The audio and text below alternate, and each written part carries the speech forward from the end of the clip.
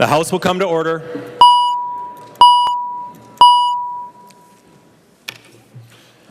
Messages from the Senate. Message from the Senate, Mr. Speaker. I hereby announce the passage by the Senate of the following Senate files herewith transmitted. Senate file numbers 481, 482, 527, 1353, and 1844. And the message is signed Cal R. Loonan, Secretary of the Senate. First reading of Senate files. First reading of Senate file number 481, an act relating to health licensing. West moves that Senate file number 481 and House file number 1110, now in the General Register, be referred to the Chief Clerk for comparison. Hearing no objection, so ordered. First reading Senate file number 482, an act relating to health licensing. Peterson moves that Senate file number 482 and House file number 643, now on the General Register, be referred to the Chief Clerk for comparison. Hearing no objection, so ordered. First reading Senate file number 527, an act relating to health occupations. Haley moved that Senate file number 527 and House file number 733, now on the General Register, be referred to the Chief Clerk for comparison. Hearing no objection, so ordered. First reading Senate file number 1353, an act relating to health occupations. Dean M. moved that Senate file number 1353 and House file number 1314, now on the General Register, be referred to the Chief Clerk for comparison. Hearing no objection, so ordered. First reading Senate file number 1844, an act relating to health and human services. Zerwas moved that Senate file number 1844 and House file number 2177, now on the General Register, be referred to the Chief Clerk for comparison. Hearing no objection, so ordered.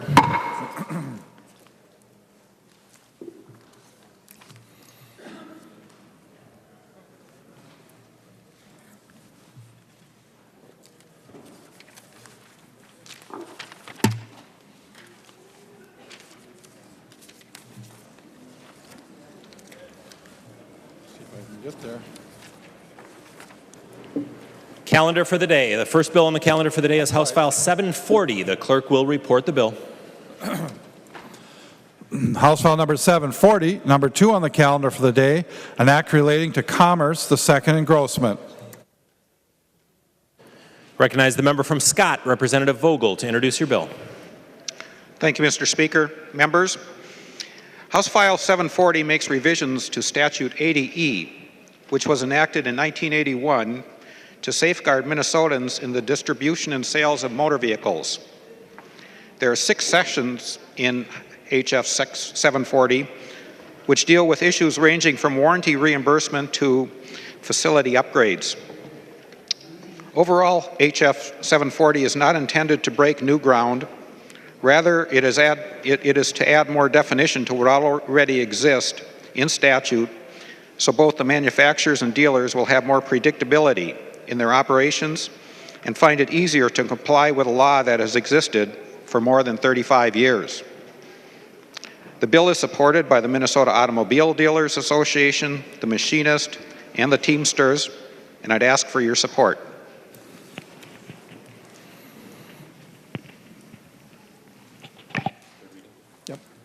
There are no amendments at the desk. The clerk will give the bill its third reading. Third reading, House File number 740. Third reading. Discussion on House File 740. The member from Hennepin, Representative Hortman. Thank you, Mr. Speaker. Will Representative Vogel yield to a question? He will yield. Representative Hortman. Thank you, Representative Vogel. I haven't been following this bill closely as it moves through the process, but I know that some members of the public are concerned about auto dealers attempting to freeze Tesla out of the market in certain locations. Is there anything in this bill that would make it more difficult for Tesla to sell vehicles in Minnesota? The member from Scott, Representative Vogel. Thank you, Mr. Speaker and Representative.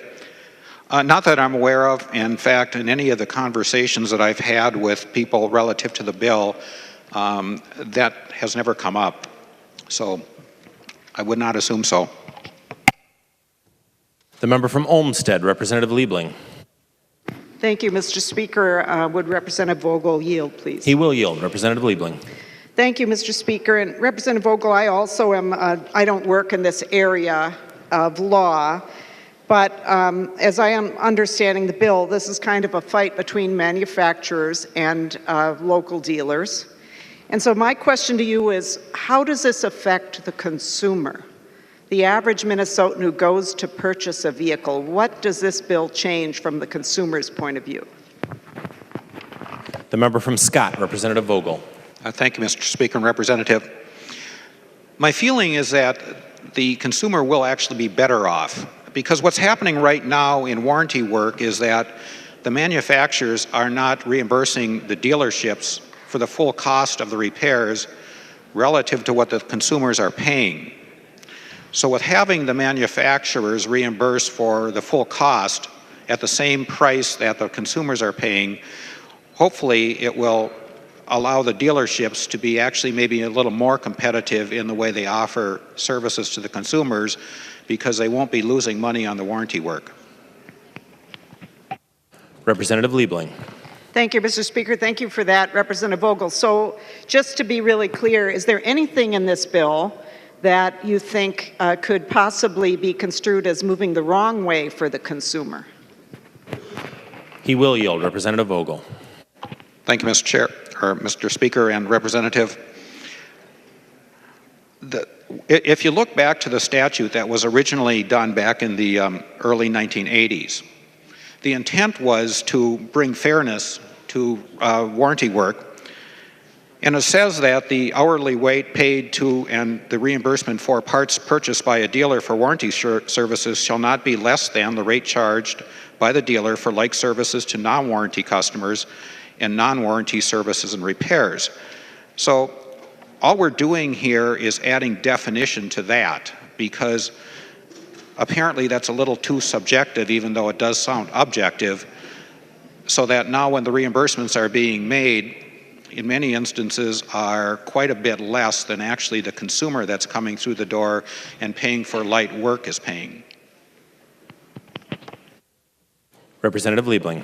Thank you, Mr. Speaker. Thank you, Representative Vogel. I appreciate that response. And I just want to make a little statement that is actually not exactly on the topic that we've been discussing, but when we talk about these auto dealers in Minnesota, I just want to kind of note for the body that this is the for auto dealerships are still required by Minnesota law to be closed on Sunday. So you think the Sunday sales debate is over, members? It isn't. And I don't have an amendment to the bill today, but I just want to flag this for members because my interest is the interest of the consumer.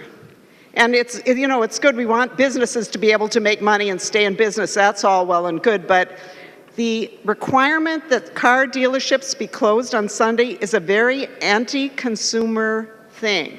And under our law, it is actually a crime to open your dealership on Sunday. So that's all I'm really going to say about this today, members, but I just didn't want to let the opportunity go by. I think the bill's probably fine. I appreciate the responses I got from the author, and I feel comfortable enough to vote for this bill. But I think that this is something we should just bear in mind and think about as we go forward, that this is the last industry in Minnesota where the legislature, where Minnesota law says you can close, you have to close on Sunday. We're going to let you be closed by force of law, even though this is really, at least I think, and a lot of other people think, this is not in the interest of the Minnesota consumer. Thank you. Further discussion on House File 740. Seeing no further discussion, the clerk will take the roll on the bill.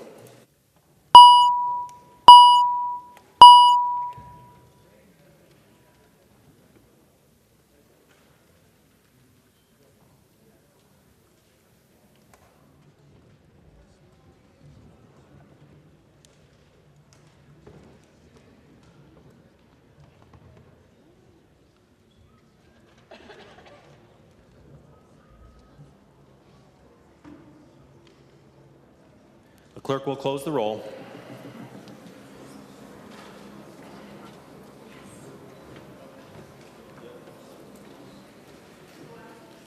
Murphy E. votes aye. There being 118 ayes and 4 nays, the bill is passed and its title agreed to.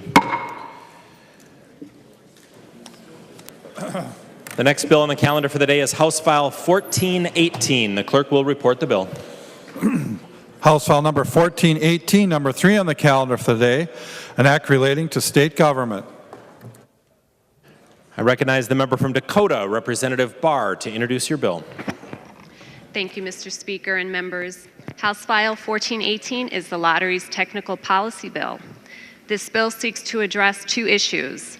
The first issue, in Sections 1 and 3 of the bill, repeal a portion of the lottery statute that referenced paying a lottery prize to an individual under the age of 18. The second issue, in Section 2 of the bill, clarifies that the agency pension liabilities are not an annual operating expense and provides additional transparency in how this liability is reported in order to comply with changes in reporting required by the Government Accounting Standards Board. With that, Mr. Speaker, I ask for members' support on this bill, and I stand for questions. There are no amendments at the desk. The clerk will give the bill its third reading. Third reading, House File number 1418. Third reading. Discussion on House File 1418.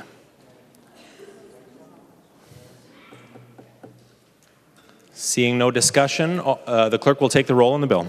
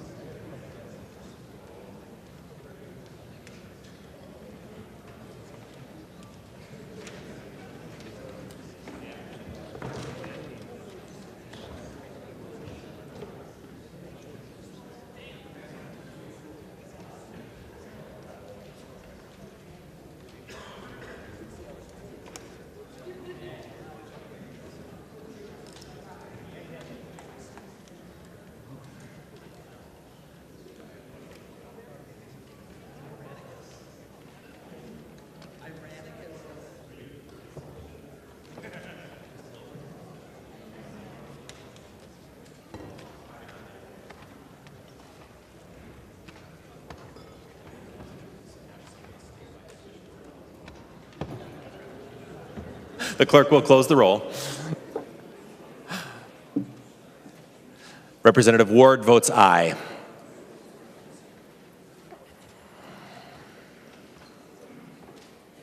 There being 125 ayes and 0 nays, the bill is passed and its title agreed to. The next bill on the calendar for the day is 1443. The clerk will report the bill.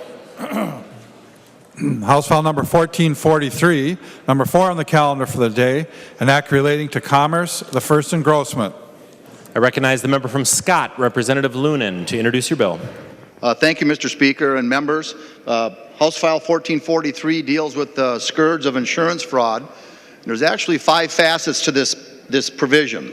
First of all, what it'll do is it'll allow licensed peace officers that are working inside of the Commerce Department to apply for and execute warrants, which will be cost efficient and time efficient in catching the bad guys. The second provision allows the Commerce Commissioner to impose administrative penalties against caught and convicted people conducting fraud, with that fee then being used to reimburse the insurance carriers for their investigative costs. Right now, the insurance carriers and the Commerce Department are partnering on efforts to try to reduce fraud, which costs all of us money. The third provision removes a notification requirement of insurance carriers if they have been penalized or fined in another state. And the reason this was brought to me is because the National Association of Insurance Commissioners already report those penalties and fines on an automated basis, and it's very redundant. The fourth provision protects the identification of whistleblowers, people on the inside who know that there's wrong things going on and want to see it get it addressed. And finally, the fifth provision broadens the definition of an auto theft to not just be required that it's the entire auto, but also auto components. A lot of you have heard in the news about the recent rash of wheel thefts on automobiles. Well, by statute, that doesn't meet the definition of auto theft, which we are funding to investigate and to stop. This would solve that problem. I appreciate a green vote. There are no amendments to the desk. The clerk will give the bill its third reading. Third reading, House File Number 1443. Third reading. Discussion to the bill. Seeing none, the clerk will take the roll.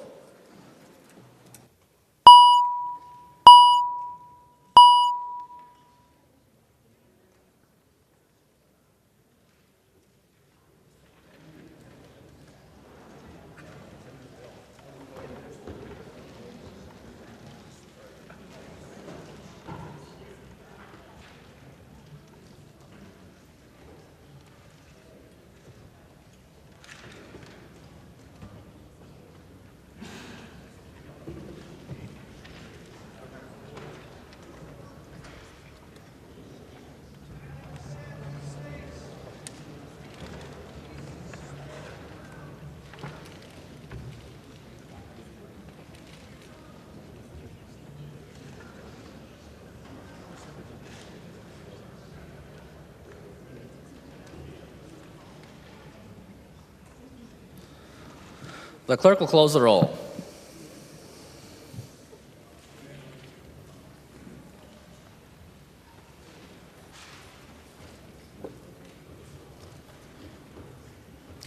There being 123 ayes and 2 nays, House File 1443 is passed. Next bill on the calendar for the day is Senate File 879. The clerk will report the bill. Senate File Number 879, number 5 on the calendar for the day, an act relating to insurance, the first engrossment. Call upon the author of the bill from Scott, Representative Loonan, to explain the bill. Thank you, Mr. Speaker and members. What this bill is a provision brought by the Commerce Department to eliminate some redundancy and do some clarifications. This is an effort by the Commerce Department to enact a little more efficient government, and I want to shout out to them for that. The background of this is basically a think risk pool. In 1978, we had provide situations for medical malpractice to facilities, to medical providers that weren't able to secure coverage through the private market. To provide that risk pool, we started the Minnesota Joint Underwriting Association. 5 years later, that same exposure showed up in dram shop and liquor liability, where a municipal liquor store, a bar, had a certain amount of incidences, and from an underwriting standpoint, were unable to get coverage through the private market. Because coverage was required, the Joint Underwriting Association had to set up an actuarial basis, an underwriting group, to go ahead and figure out what the cost should be on that so that it was cost neutral and provide all of that. 3 years after that, they had to do the same thing for daycare providers, for foster homes, and for group homes that weren't able to get insurance because of the high-risk nature of the people going there. And so the Joint Underwriting Council then also set up to underwrite and take care of that risk as well. This bill simply consolidates all three of them into one government entity. It reduces government because these actuaries and these underwriters are all doing the same thing. They're looking at what the cost should be, the premium should be, looking at the severity of the risk, and looking at the frequency of the loss. I would appreciate a green vote. There being no amendments to the desk, the clerk will give the bill its third reading. Third reading, Senate File Number 879. Third reading. Discussion to the bill. Seeing none, the clerk will take the roll.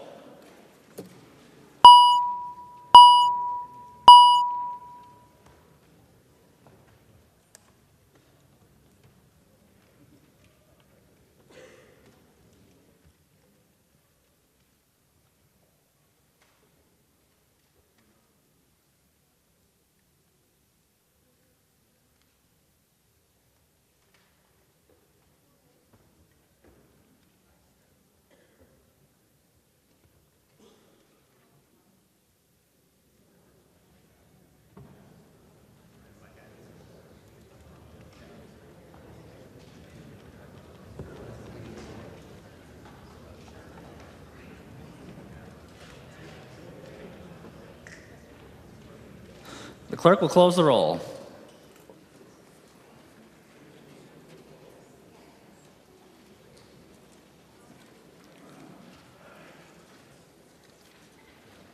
There being 125 ayes and 0 nays, the bill is passed and its title agreed to. Next bill on the calendar for the day is Senate File 1549. The clerk will report the bill. Senate File number 1549, number 6 on the calendar for the day, an act relating to unemployment insurance, the first engrossment. Call upon the author of the bill from Wright, Representative O'Neill. Thank you, Mr. Speaker and members. This is the Unemployment Insurance Advisory Council bill. And the Unemployment Insurance Advisory Council is made up of industry, labor unions, legal aid, other interested parties, and 8 legislators, including myself and Representative Mahoney, are the consistent ones on the Advisory Council. This bill this year is a very small and narrow bill. It only makes 3 very small policy changes. In addition, it makes some technical changes and some housekeeping changes. Of the 3 policy changes, it narrows a potential unemployment insurance tax loophole related to employee leasing companies.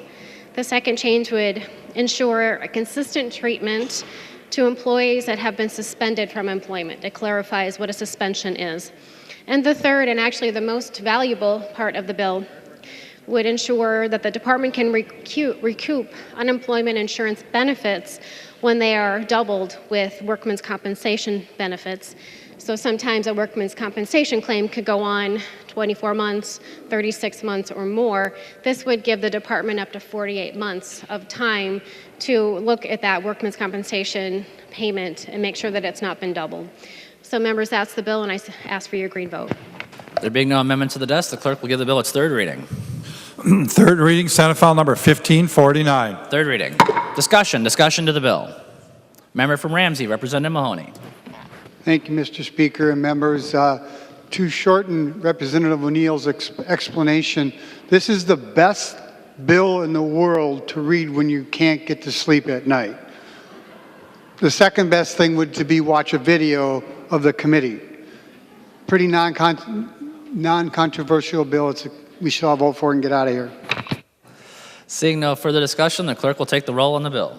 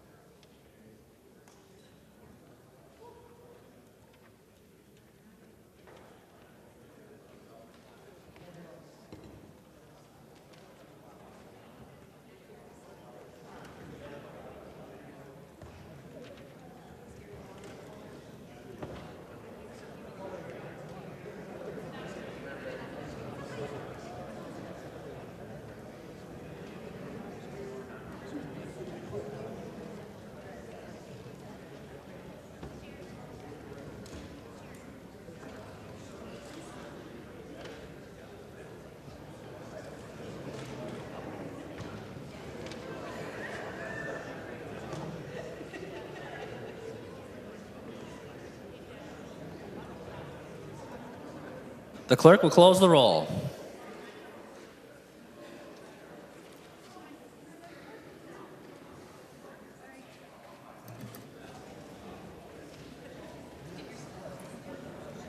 There being 125 ayes and 0 nays, the bill is passed and its title agreed to.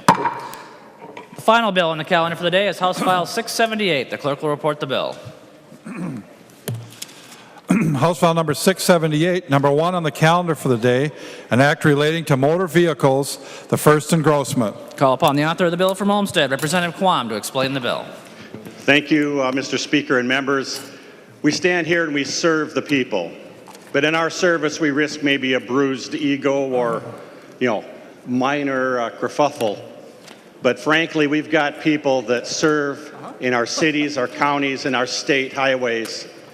Law enforcement serves, and they risk in this service bodily harm up unto death. And they go out, they don't know what might happen that day. But they serve us, and I think that it's appropriate with this bill to allow for a memorial plate to honor and memorialize those law enforcement members that have served and sacrificed on our behalf. There being no amendment to the desk, the clerk will give the bill its third reading. Third reading, House Bill number 678. Third reading. Discussion to the bill.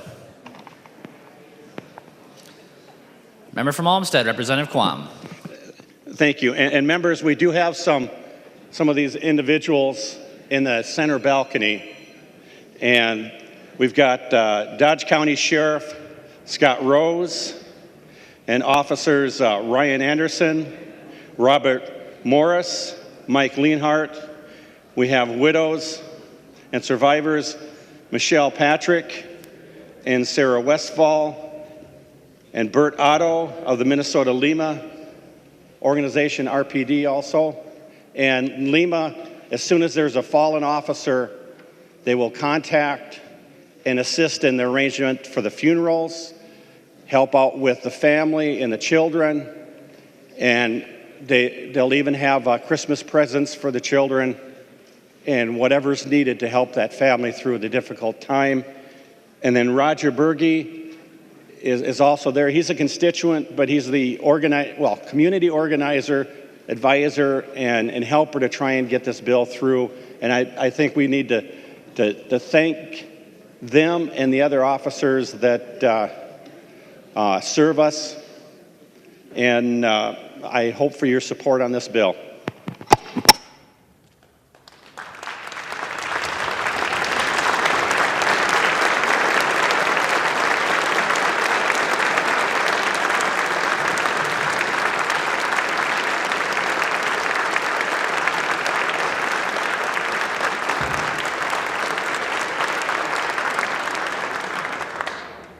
There being no further discussion, the clerk will take the roll on the bill.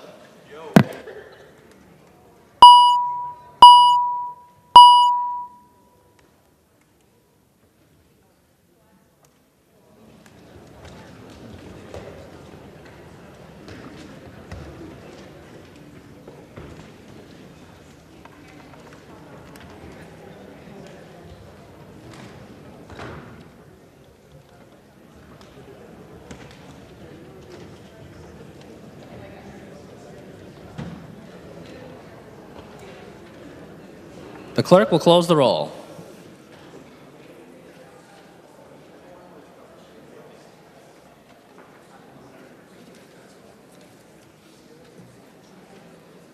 There being 125 ayes and 0 nays, the bill is passed and its title agreed to. Without motions, resolutions, right?